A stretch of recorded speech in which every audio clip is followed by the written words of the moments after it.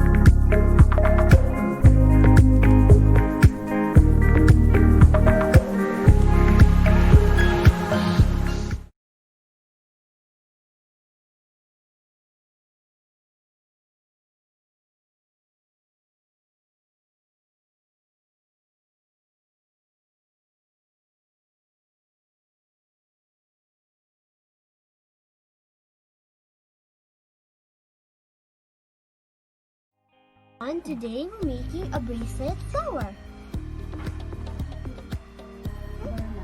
We're making a garland. So what we need is flower. You can use natural flower from your garden outside. So for this material we need the tools. This one, a flower, a scissor, and flower over there.